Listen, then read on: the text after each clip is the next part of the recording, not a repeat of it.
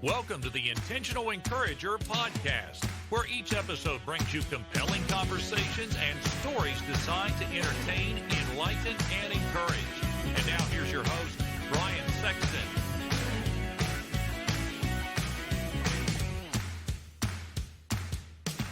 Hey everybody, Brian Sexton. I am intentionally encouraged when I see people doing business the right way. And for the last 15 years, Damon Burton and his team at SEO National have done just that. Now you might say, Brian, what can they do for me in my business? I'm going to tell you what they can do for you. They can help you understand search engine optimization. There are a lot of players out there in the marketplace, but you want a team of people that are going to be dedicated to working with you and helping you to understand search engine optimization and how you can show up higher on search engines so that you can bring more revenue into your business. Damon and his team are full of integrity, honesty, decency, and trust. And if that's important to you and that encourages you, I would encourage you to give them a call today at 855-736-6285 or go to SEOnational.com and get a free quote and tell them you heard about it on the Intentional Encourager podcast. Get ready for a dynamite conversation coming up right now on the Intentional Encourager podcast. And welcome into the Intentional Encourager podcast. I'm your host, Brian Sexton. Thank you for joining us again today. Hey, trying to work on the lighting a little bit. I'm in a hotel room in Oklahoma City, Oklahoma, as we record this. I had a killer background. I have a baseball stadium behind me, and so we may show you that background here at some point during the podcast. But I've got a guy that I've been looking forward to talking to for a good while. He is the host of the Johnny Tacos Show, and you can get that podcast wherever you get podcasts. But I am going to let the cat out of the bag. See, a lot of times what people don't understand in radio, sometimes you use radio names. So Brian Sexton is my radio name and my real name. But my guy, Johnny Engle, joins me today on the Intentional Encourager podcast. He is Johnny Tacos. Johnny, how you doing, man? What's up? I'm just chilling here in beautiful Waxahachie, Texas. And if you don't know what Waxahachie is, just think of the superconductor that almost happened here in the United States of America. Oh, wow. There's a song that the Tallahatchie Bridge, there was an old song that I forgot who sang it, but it was like the day Billy Joe McAllister jumped off a Tallahatchie Bridge. It's like I'm dating myself. I know that. I think that's a different state. I think Tallahatchie is in Alabama, I believe. I don't know, man. Geography's hard sometimes, you know? Yeah, I see that you're in Oklahoma. You must have brought this rain that we needed. I don't know about that. I know one thing. I know it's hot here, and I know that people are used to I was walking down the street a little while ago, and they were like, yeah, it feels like 104. And I'm like, when it's this hot, does it really matter if it feels like 104? Because, I mean, it's hot. All you have to say is it's hot. You know, yes. It goes from comfortable heat, and you better stay indoors or you're going to burst into flames.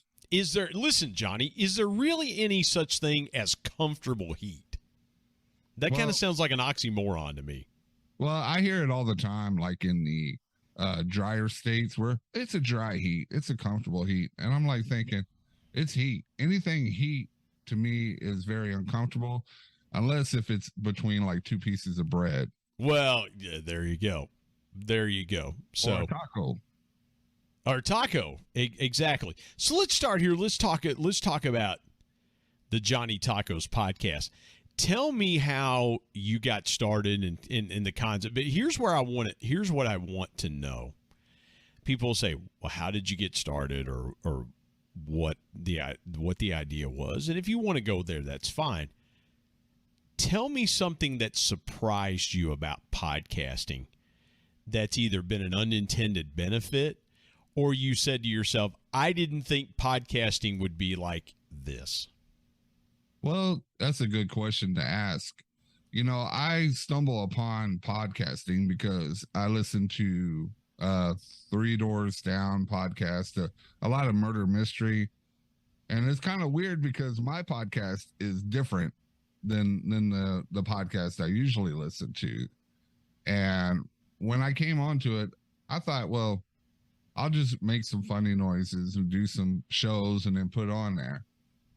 But then I realized, you know what? I can actually do something. I can actually use this tool for what I'm doing now, my ministry, which is to show, hey, Jesus loves you. Doesn't matter what type of music you listen to. Doesn't matter. Oops. I get it. Hey, man, you're not the first one that's happened to in a podcast. Listen, I've got my phone next to me, and I am prepared at times for my phone to go off. So it's funny, you know. But let's dive just a tad deeper here. You mentioned, okay, you mentioned you like different types of podcasts and things like that. And I think sometimes podcasters feel like that they have to do a podcast similar to what they listen to. Have you ever felt any pressure to kind of go, hey, maybe I need to take my podcast in this direction because I like to listen to X and I think people might like to listen to that? I like the fact that you listen to different podcasts than what you do yourself. I think that speaks to the kind of person that you are. You know, I thought about doing that. Don't get me wrong. I thought about, hey, I could do a murder mystery and maybe, you know, get a huge line of listeners. But truthfully, in my heart, I had other supernatural talkings, you know, Jesus, God, everything was speaking to me. Hey, there's not an awesome podcast with your voice and with your sense of humor on my side of the bench. Yeah. And I'm like, you know what? That is correct. Now, I could have went totally secular and I could have went towards everything there. But what's the fun in that? There's no roadblocks. There's no walls in there. There's nothing that you would have to tackle to show that, hey, Christianity can be fun, can be awesome to learn. And just because of what background you are, you know, if you love Jesus, show it the way you can, and the way I can is through my voice. Well, and the thing about it is that a lot of people come to podcasting in different ways. You know, as I said on your show, for me, it was doing live radio for a lot of years. It was doing public address for a lot of years, and working that side of my voice, Johnny. For you, it's different. It's like, hey, listen, I want to use my voice to encourage somebody, to help somebody, things like that. In doing your show, was there a blowback moment? I've had them interviewing people, and, well, I'm not saying interviewing people, but having conversations with people. I've had it to where somebody has been on with me and something they said just kind of blew me back in my chair. Like, I can't believe they trusted me enough to share that. Take me through one of those moments in your podcast, either that something you said blew you back, because sometimes that'll happen, or something somebody else has said that kind of blew you back a little bit. Well, I interviewed a writer, a Christian writer, and you know, I have to tell the truth. I didn't get a chance to read the book. So I didn't read what was all about the book. I just read the footnotes. So, you know, everybody, I used to go get by through school on footnotes. So I'm thinking, you know what, I could do this. It's a footnote. So I went over there and I told her, I said, you know, welcome to the show.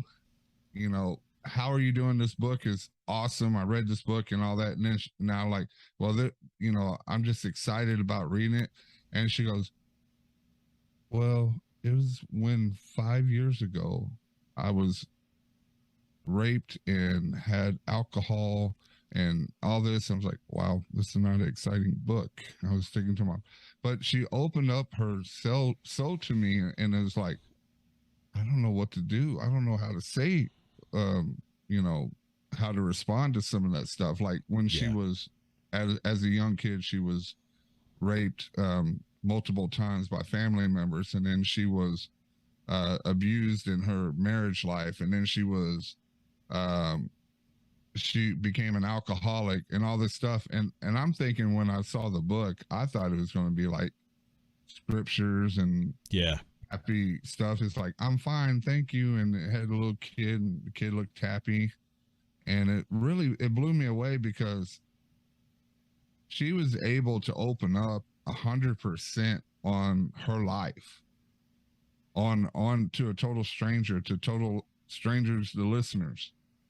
And it made it a lot easier for me to be vulnerable as well on the podcast. So it just made it stronger, made my bond stronger to be in this medium, because it feels right now. It feels that hey, since you opened that door and you went through the little explosions and the blowbacks and tip, always read the book, at least half of the book, before you give an interview to a writer.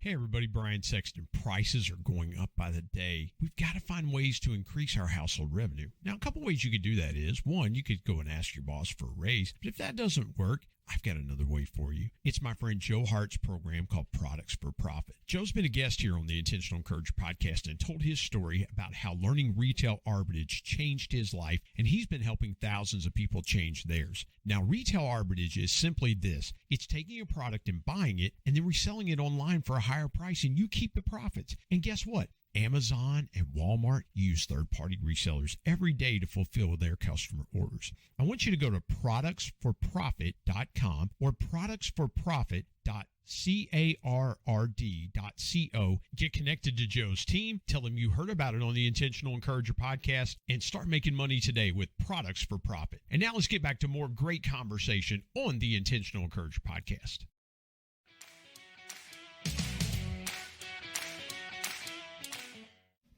Well, and here's the thing, Johnny. I kind of look for people like that because it's amazing what people have gone through. And we're going to get into your story here in a little bit as well. It's amazing what people have gone through and how open they are to share, because, to your point, that might be something that I might not talk about. I have a friend that went through that as a child, and it took them a lot of years to be able to talk about it. A lot of years to be able to talk about it. And some people are just free with it because maybe this person had finally gotten free of it, right? Maybe, the Lord had truly set them free, and they were free indeed, as the scripture says. And then some people are still trying to find their way to freedom. But yeah, at least read a good portion of the book so you understand what you're talking about. And good conversationalists, I'll tell you this, good conversationalists can get through those interviews and those conversations, and I have no doubt you did an exceptional job with it. Is there somebody you'd like to talk to and tell their story? Because I think every podcaster is like, man, if I could get to this person, and it might not necessarily be somebody that's uber famous or somebody like that, but is there somebody you want to sit down and have a conversation with at some point? Well, I would actually like to have a conversation with the Cardinal. With a Cardinal, I would love to sit down and have a conversation with them and find out the whole part of being in the Catholic regime, as well as just learning about how the rigorous. I kind of stumbled on my words there for a second, but now, dude, I thought for a minute you were talking about having a conversation with like a St. Louis Cardinal like baseball player or an Arizona Cardinal football player. So you're going to your sports love. Well, yeah, I know. Yeah. Well, that's what I think of when I think of Cardinal. But no, I didn't mean to interrupt you there. But that I did think for a minute. I was like, wait a minute, is he talking about a St. Louis or an Arizona Cardinal? Forgive me. I don't mean to offend those that are Catholic or anything. That's just how my brain works. Well, that would be like a non-famous person, just to give somebody that are just curious about Catholicism and just wondering how long did they have to go to school, and they had to learn full Latin. And it's crazy when you have to learn full Latin. And then I'm like, when I went to high school and they had Latin, Spanish, French, and all that, I'm like, who in their right mind would just be fluently just talking Latin and then it sprung to me, oh, the Catholics do the Latin all the time. Yeah, I took 2 years of Latin in high school, and that was a semester of it in college. So I don't know why. I think I was just a nerd back then. you like the Romance languages? Well, that was the only chance. Listen, years ago, that was the only chance I had at Romance because I was not a good-looking person there, as I was growing up. But no, Johnny, I love what you said there about the interesting because, with a quote-unquote Christian podcast, okay, you can hit a lot of denominational genres, if you will. If we equate denominations to musical genres, you could hit Baptist or Methodist or Pentecostal or Charismatic or Presbyterian or Lutheran or Episcopalian, whatever, Roman Catholic, things like that. You could hit a lot of different denominational genres, if you will. What specifically fascinates you about the life of a cardinal? I'm curious about that. Well, to me, they have the spot on, like a shield against urges and temptations. They cannot marry. They have to have a vow of what is that? What is that word when you cannot have sexual relationships? Celibacy. Celibacy. There we go. And the first time in an Intentional Encourager podcast episode that the word celibacy has come up in conversation. And it's my man, Johnny Tacos. The word of the day. It's different from my lifestyle growing up. I'm thinking, how can he have that kind of strength and that will to fight the urges? When I was younger, I was like a hormone crazed lunatic. Yeah. Now that I'm older and lower testosterone, I'm pretty much like Garfield laying on a couch with lasagna. No, I think you're hitting on a good point there, man. It's the discipline that they have to put themselves through to get to that point to where they say, okay, for the rest of my life, I'm going to give up something that is incredibly natural to human beings. And that's, because, people marry for, they procreate, people have a lot of kids or they have a few kids or one kid like my wife and I did. And that's the desire of man. And I think that's fascinating. Have you always kind of thought about that, or more so in the last few years of, man, I wonder how they just have the incredible intestinal discipline, fortitude to just walk away from everything that we would consider normal, right? It's normal to get married, normal to have kids, normal to live that kind of life. And they're walking away from all that.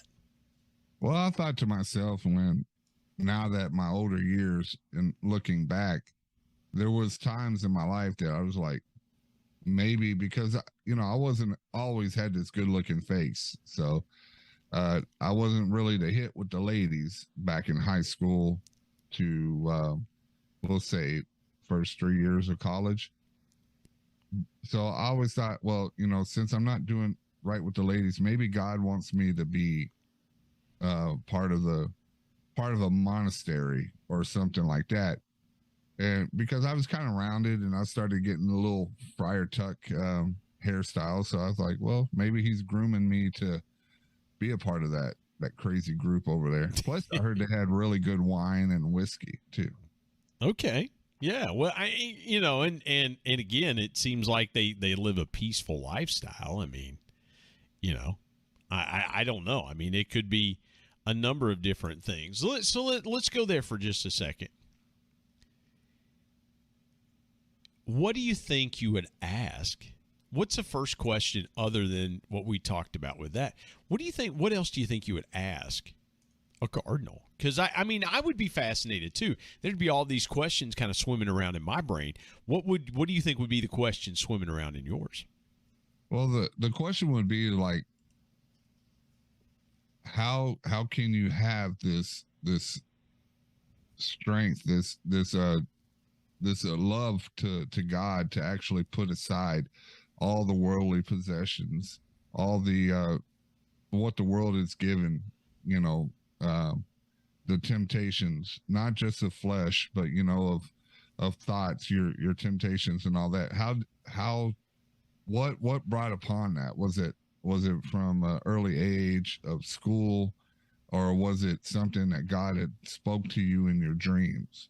Yeah. What made it revealing? What made the choice revealing? Say, hey, I have to be a cardinal. I cannot just be a priest. I cannot just be someone who believes in God. I want to put all my 110% of my blood, sweat, and tears into this. And it's just like with several other religious sects. You have like the Muslims. They have a I don't know what the high priest is for Muslims, but you go into monasteries with Chinese monks, and their ways and how they go, and most of them spend most of their life not even saying one word. Yeah. And it's kind of weird for both of us to not say one word. Well, it just speaks to the intrigue of life, to where they have basically said to themselves, I choose. I mean, to me, that's ultimate intentionality, right, Johnny? I mean, because you're saying to yourself, for the rest of my life, this thing that is very natural to human beings is going to be something that I abstain from. Like you were talking about, a vow of silence, a vow of celibacy, a vow of this, a vow of that, where I am going to give myself over to something so completely that I'm willing to just throw this very natural human instinct, very natural humans were designed to communicate, right? We were designed to communicate with God. We were designed to communicate with each other. We were designed to communicate, verbally and non-verbally and things like that. And you're right. I think that would be interesting.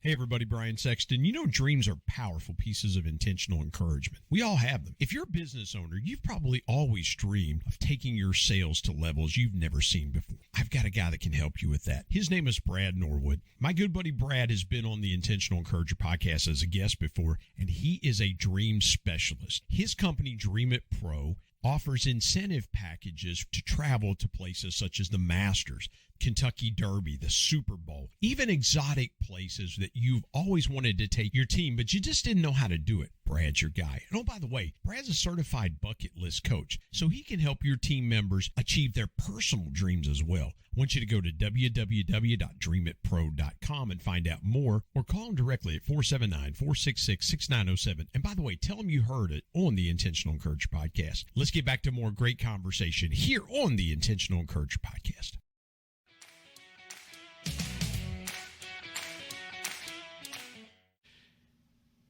What do you think? Has there been a topic that you've wanted to tackle on the Johnny Tacos show that you haven't tackled yet? Because this format with intentional encouragement, this is guest driven and it's story driven and things like that. And a lot of people go to topics driven. Is there a topic that you want to cover that you haven't yet? Well, there is like several different topics, and they're very controversial. You know, I've already did one topic that was very controversial, and I called it the A word. And people are saying, what is the A word? Is that a cuss word? No, it's what's going on right now with the Roe versus Wade, the abortion. And yeah. I did it because it had to be talked about in a Christian way. It had to be talked about in a loving way, because I myself was a product of abortion. She almost went there. She opened the doors. She was going in. God intervened, told her this is not right.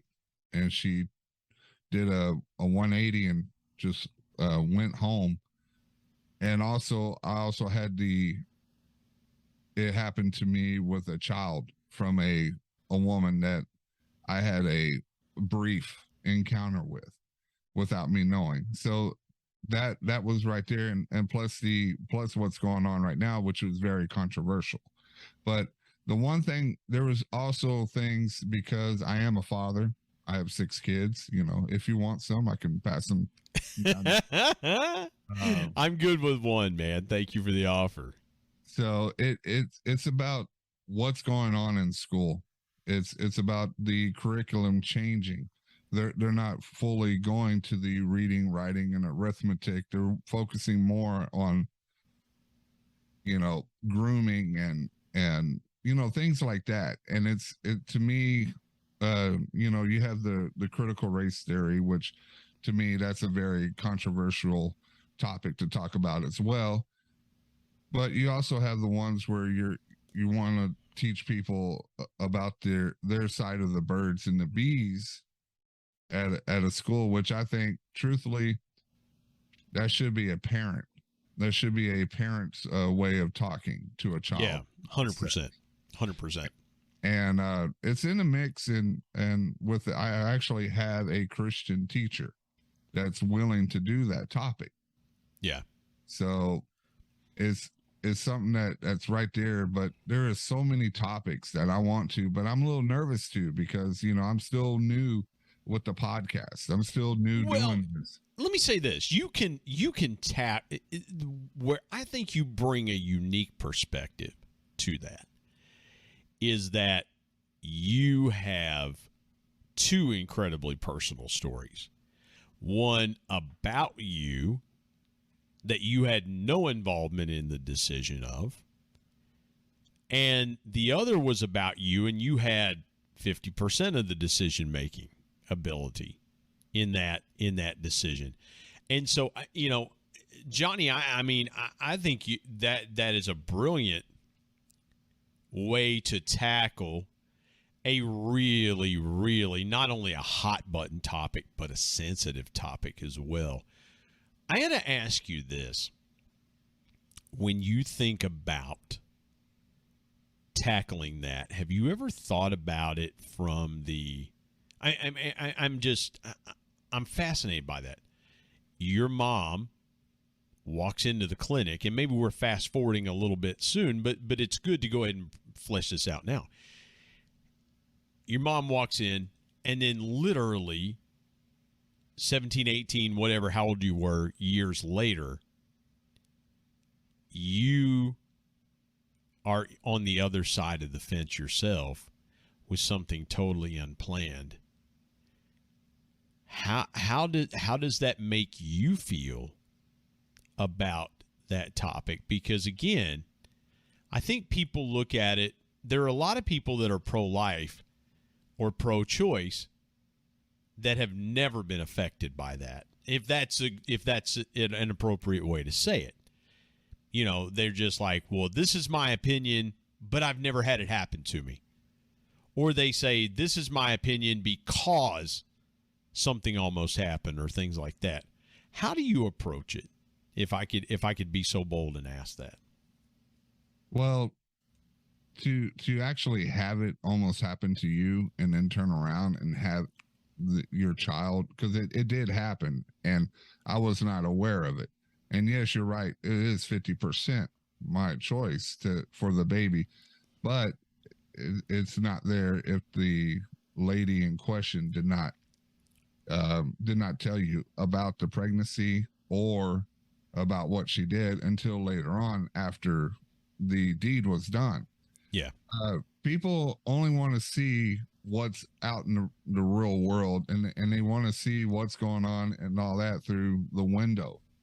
But when it comes in something like deep inside, they don't feel that. They don't feel it. They don't know how it feels to think, hey, you know, it was like maybe 3 minutes of her in that office was 3 minutes. I could have not even existed to be talking to you today.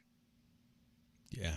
And it gets to a point where you're saying, you know, you're killing babies because of out of convenience, and that's a lot of words. Well, I'm not grown up enough yet, but you were grown up to have sex. The baby, which I'm saying to myself, because it's really hard, is that the baby, you don't know what the baby is going to be. And then my mom said, you know what? If I would have aborted you, I would have been in a deep depression, because I got rid of the life and of a wonderful guy, even though I was a pain in the butt. But well, Johnny, let's think about it from a scriptural perspective for just a minute. I want to go here and forgive me for those of you that may be listening that are non-Christians, things like that, but there is a real biblical perspective here. And the fact of the matter is we see times in the scriptures where there were monarchs that wanted to wipe out the seed, because if they could kill the young males 2 and under in some cases, then they could basically wipe out a generation, because now you've taken the ability for those kids that when they grow up to reproduce and procreate themselves. So in a sense, you've wiped out a percentage of the population to some degree. And you're exactly right. Your mom's sitting there thinking, if I do this, well, I always wonder what might have been. And thank the Lord that intervening happened internally. And it really, man, I'm sitting here going, I don't know if I were in that position and I got a girl pregnant out of wedlock. Man, I know how I was at 17, 18 years old. But I also know, too, being a father and going, man, first time I held my son in my arms, good grief, man. There was no feeling like it. Besides, let's go here for a quick minute, and before we wrap up this part of our podcast, is there something else that you're like, man, I really want to tackle this? Because I love the perspective you bring to that conversation on abortion. I think it's going to be powerful, man. I really do. What else is burning on your mind for the Johnny Taco Show? Where do you think the next place you'll go is with either the content or the conversation? Well, I wanted to get more. I wanted to have people want to buy steel toe boots, because I want to step on people's toes, because there's so many people that are more in tune with listening to what the media says and what it is right, but they're not listening to what God said, and they're not paying attention to the scripture. To me, the one thing that's been burning in my mind is, because I am dealing with that with one of my children, is the non-binary talks. There's what's the definition of a woman, the transgender family. And I just want to say is, I love people. I love everybody. It's the sin that I hate. And that's what Jesus said. Jesus loves people, but he hates the sin. And that's what it is. And to me, my personal opinion is, why would you change what God had made? God is perfect. He made you in his image the way he wanted to make you. Yeah. And when you go and change your sex, it's like you're going up to God and just slapping him in the face, telling him he's a liar. He doesn't know. He's not perfect. And I'm dealing with that because my youngest daughter, she wants to say that she's non-binary because she has some of the features of a boy. She's kind of a tomboyish. She's and she likes to cut her hair short. But there's so many people in the world that are just trying to put these thoughts in kids' heads. And I've caught it 100 times with my daughter speaking on these chat rooms. Yeah. Where she's thinking, oh, well, maybe I'm that because this person feels that way. And it's getting to a point where a parent, just like you and I, we're at a constant battle of protecting our children, and we know what's right with our children. You know, then you have to deal with the parents that feel like they're and what disgusts me the most is when someone has a we'll say a 5-month-old baby, and then she goes, my baby is gay. I don't have an issue. I don't have a problem with gay people. Like I said, I have a couple of gay friends. They know my stance on my religion and my stance on the whole gay agenda stuff and how it is. You know, I love them. They're my friends. I don't like the way they don't like some of the stuff I do. And it's just, you don't go around saying, oh, my kid is gay. To me, and what I've researched and all that, it's the parents that did not want their child to be a certain gender, so they tried to change it to another gender. That's to me, that's what's going through my head, and I'm trying to figure it out. And I've been doing so much research. I've been listening to a lot of I've been looking to TikTok and watching some of these people, because to me, the lunatics are running the asylum now. And you're holding back. And I'm sorry, you know, this is like a trigger warning. You have to do trigger warnings on shows now. But that's the way it seems like it's going now. You see people more focused on dancing on a video thing than actually working a real job. So of course there's going to be more influences on what people, on kids watching the show. Yeah, and again, our world is full of controversy, and again, we want to tackle those things, as you just said, in a loving Christian way. And so, man, I appreciate the way you stand there. Find the Johnny Taco Show wherever you get podcasts. My guest, Johnny Engle, joined me on the Intentional Encourager podcast. Johnny, I'm looking forward to more conversation in part 2 of our podcast, man. Thanks for joining me. All right. Thank you.